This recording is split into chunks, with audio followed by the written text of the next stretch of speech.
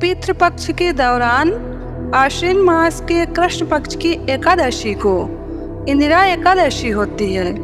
श्राद्ध पक्ष में होने के कारण इस एकादशी का कई गुना अधिक महत्व होता है।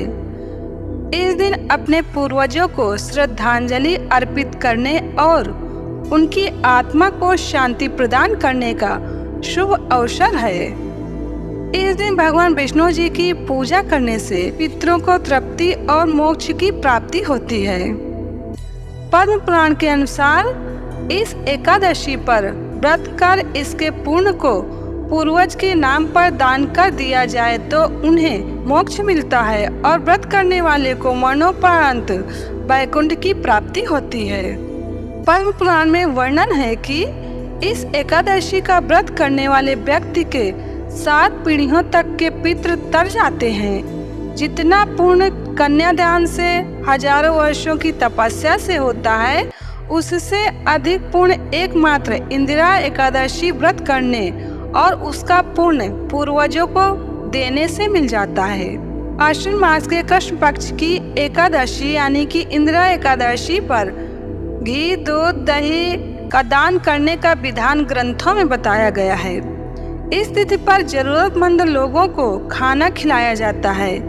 इस बात का ध्यान रखें, इस दिन किसी को कुछ देते समय अनाज न खिलाएं तो अच्छा है। उपवास वाली चीजें देकर जरूर आए, पितृ भी राजी होंगे और भगवान भी प्रसन्न होंगे। ऐसा करने से पितर संतुष्ट जरूर होते हैं। इन चीजों का दान करने से घर में सुख और समृद्धि बढ़ती है, धन लाभ होता है। एक समय राजा इंद्रसेन ने सपने में अपने पिता को नरक की यातना भोगते हुए देखा था। पिता ने कहा कि मुझे नरक से मुक्ति दिलाने के उपाय करो। राजा इंद्रसेन ने नारद जी से पूछा। नारद मुनि के सुझाव पर आश्विन महीने की कृष्ण पक्ष की एकादशी का व्रत किया और इस व्रत से प्राप्त पुण्य को अपने पिता को दान कर दिया। इससे इंद्रसेन के पिता नरक से मुक्त होकर भगवान विष्णु जी के लोक वैकुंठ धाम में चले गए। पद्म पुराण के अनुसार जो भी भक्त इस एकादशी का व्रत रखना चाहते हैं तो वो एकादशी के दिन ब्रह्म मुहूर्त में उठकर स्नान वगैरह से निवृत्त होने के बाद व्रत करने का संकल्प ले।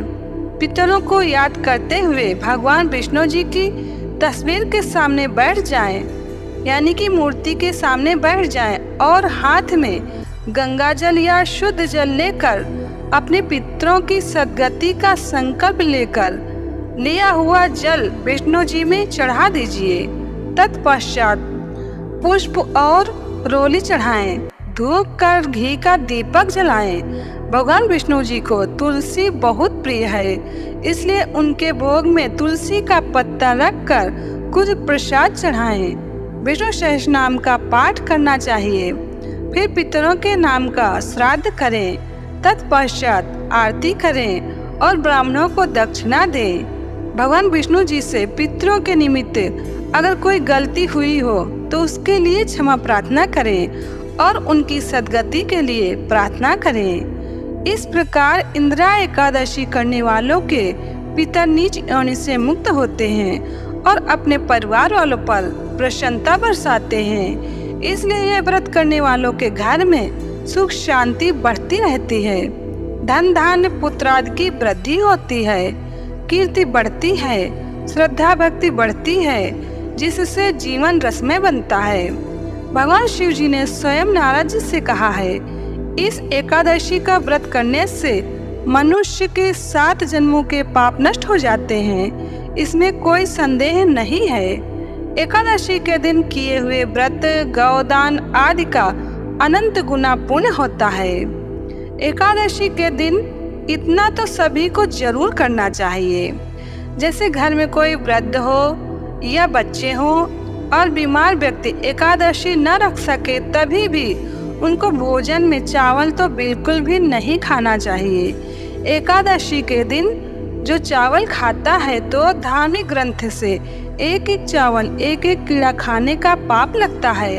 ऐसा डोंगरे जी महाराज के भागवत में वर्णित है।